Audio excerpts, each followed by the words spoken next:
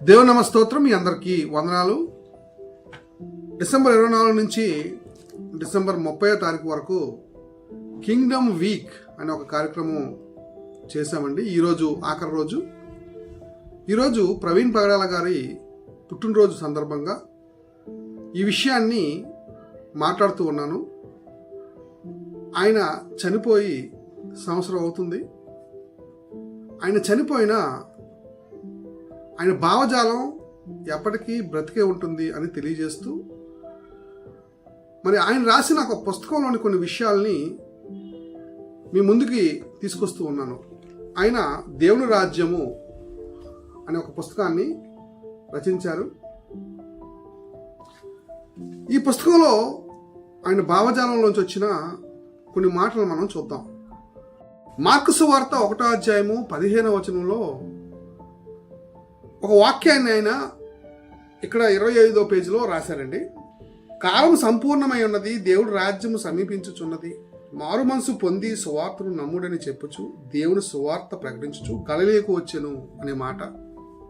అలాగే మత్తయి సువార్త 4వ అధ్యాయం 17లో అప్పటి నుండి యేసు పరలోక రాజ్యము సమీపించుచున్నది కనుక మారు మనసు పొందుడని చెప్పుచు ప్రకటింప మొదలు పెట్టెను అని ఈ 2 మాటలు తీసుకొని ఆయన రచించడం జరిగింది.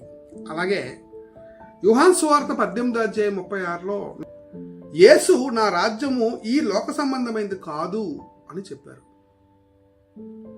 అలాగే చివరగా లూకా సువార్త 17వ అధ్యాయము 20 నుంచి 21 చూస్తే దేవుడి రాజ్యము మన మధ్యనే ఉన్నది అని యేసు వారు ప్రకటించారు.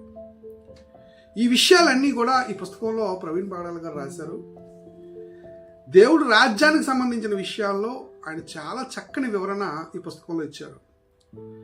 ఈ పుస్తకం రాయడానికి గల కారణం ఏంటంటే, మిషనరీస్ చేస్తున్న ఉద్యమం ఏంటి, మిషనరీస్ ఈ దేశానికి ఏ విధంగా ఉపయోగపడ్డారు, దేశ అభివృద్ధికి ఏ విధంగా వాళ్ళు పాటుపడ్డారు అనే విషయాలు ఈ పుస్తకంలో రచించడం జరిగింది.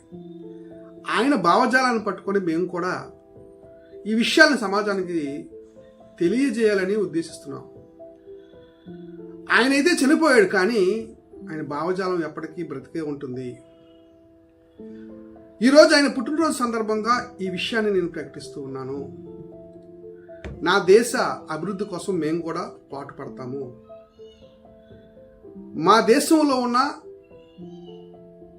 అజ్ఞానాన్ని తీసివేసి సత్యంలోకి మా దేశాన్ని నడిపించే ఉద్దేశంలో మేమందరం ఉన్నాము. కనుక ఈ కింగ్డమ్ వీక్ అనేది 24 డిసెంబర్ నుంచి 30 డిసెంబర్ వరకు మేము జరుపుకున్నాం. మరి ఈరోజు 30వ తారీఖు గనక ఆయన పుట్టినరోజు సందర్భంగా ఆయన్ని జ్ఞాపకం చేస్తూ ఈ మాటలు మీకు తెలియజేస్తున్నాను. దేవుని నమస్తోత్రం. మీ అందరికీ వందనాలు. Thank you.